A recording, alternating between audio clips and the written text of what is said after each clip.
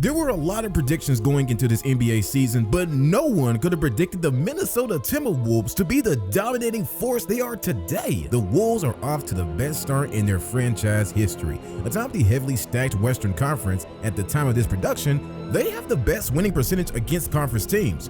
For the first time in almost 2 decades, we can say that this team has been the best in a very strong Western Conference night in and night out. For a whole year, the Rudy Gobert trade was heavily criticized by the basketball world, being identified as one of the worst trades in basketball history. Charles Barkley himself deemed it one of the stupidest trades ever. With just over 2 months since the beginning of the season, critics might have a different opinion.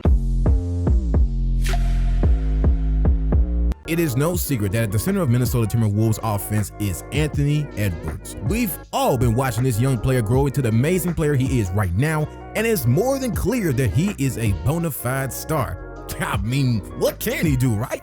But we'll get into that later. Now, the most significant leap the Wolves have experienced is the synergy developed between Karl Anthony Towns and Rudy Gobert. Here you have an elite offensive big man in Cat and a defensive powerhouse in Gobert. This pairing is proving to be a strategic masterstroke.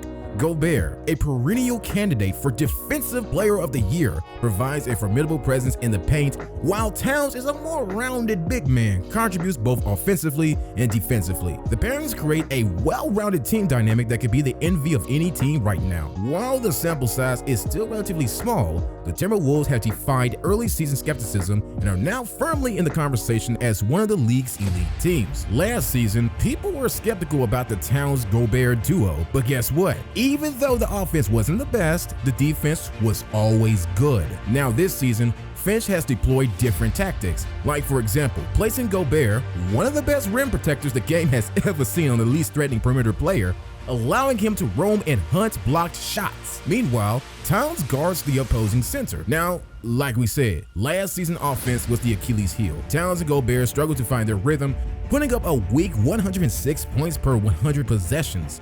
Fast forward to now, they've cracked the code with a sweet 116 points per 100 possessions and is down to effective spacing. It's all about keeping these big guys in the right spots. Finch and his coaching crew added some structure, calling more plays to ensure optimal floor positions. Another interesting stat is that almost half of Cat's assists recently have gone to Gobert.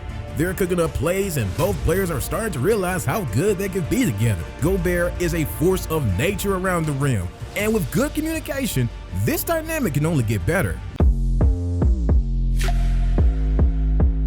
The Wolves are messing around, and they're doing it in an old-fashioned way instead of playing go-go-go on offense. In a league that's seeing its highest scoring average since 1969-70 at 115 points per game, the Wolves are giving up fewer points and a lower field goal percentage than anyone else this season. Delving into the numbers, Minnesota boasts an impressive array of defensive statistics that underpin their success.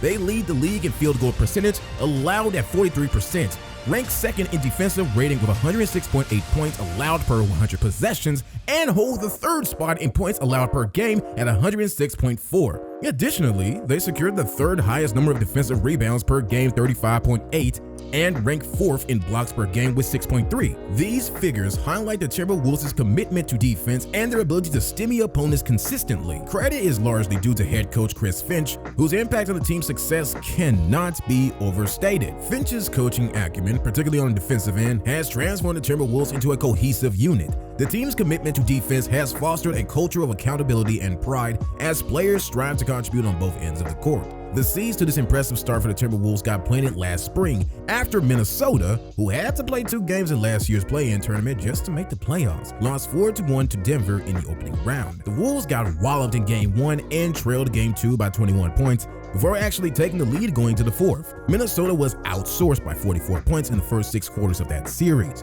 Even though they lost the series, the score between the Wolves and the eventual NBA champions was completely even at 398-398 in the final 14 quarters. Weirdly, from the loss came belief. There was never a doubt about the talent of this team, and the only thing they had to do was build an identity and build championship habits. In the 2021-2022 season, which was Finch's first full season with the Wolves, he orchestrated a defensive overhaul that propelled the Timberwolves to an unexpected playoff return. The team embraced a high-energy defensive style, harnessing their youthful vigor, and despite a challenging second season, marked by injuries, illnesses, and offensive struggles. Finch steered the Wolves back to the playoffs. Finch openly admitted discomfort with the team's offense, which often felt elusive and shaky. Still, he regarded the season as a moderate success considering the franchise's prolonged playoff drought. Defensively, acquiring Rudy Gobert, a three-time NBA Defensive Player of the Year, raised expectations. The Wolves finished 10th in defense efficiency, a significant improvement. The coaching staff revamped the defense after losing key players, leading to a slower, controlled system that tested the team's adaptability. Despite Gobert's stellar performance and the emergence of defenders like Jaden McDaniels and Anthony Edwards, the team struggled with rebounding and transition defense, lingering issues from the previous season. On the offensive end, Finch, known for offensive expertise, faced challenges. The Wolves ranked 23rd in offense, and circumstances like injuries to key players disrupted the team's rhythm. The duo of Gobert and Karl Anthony Towns faced hurdles in finding synergy, contributing to a sticky offensive style marked by isolation plays. In clutch situations, offensive struggles persisted, with a 25th ranking in turnover percentage and offensive rating.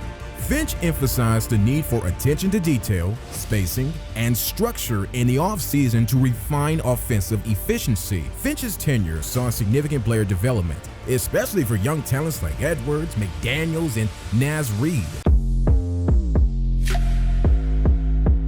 The depth of the Timberwolves is another key factor in their ascent. Beyond the star power of Anthony Edwards, Towns, and Gobert, the team boasts key role players from the bench who have stepped up when needed. This depth has proven crucial in maintaining consistency and weathering any challenges that may arise over the course of the season. In the midst of this Minnesota success, individual performances shine, none more dazzling than the smooth and electrifying play of Anthony Edwards. We respect the craft in Kyrie Irving's handles, LeBron James's forcefulness, and Nikola Jokic's vision. But every so often, there's a player so fluid, he kind of becomes the game, and Ant looking like him. Edwards has recorded at least 25 points, 7 rebounds, and 5 assists in 7 games this year, including in 2 straight contests, and has averaged 32 points per game over his last 3 outings. If you think that Ant's performance this season is a fluke, then you should know that last season, he helped the Timberwolves reach the playoffs, and he was named an All-Star for the first time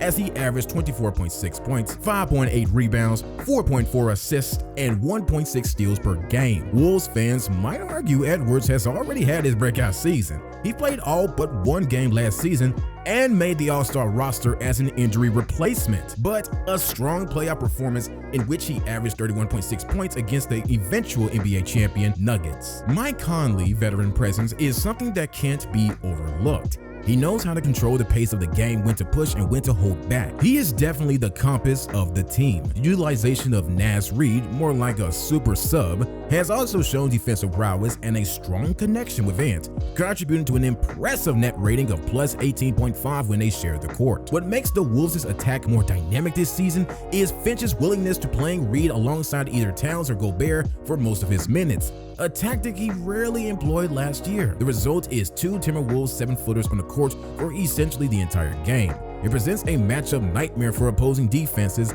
and all 3 double big combinations have been extremely productive so far. And in the depth that players like Jaden McDaniels, Kyle Anderson, and the young promising guard Gilgeous-Alexander Walker bring to the table, and you have a lineup that can take any team in the league right now. The Timberwolves' true resilience will be tested over the course of the season. If they can sustain this level of play and navigate the challenges ahead, the Timberwolves may well find themselves in the conversation for NBA supremacy. The playoffs is another ball game, but for now, the fans are basking in the joy of a team that is not just good, but has the everything it needs to be great.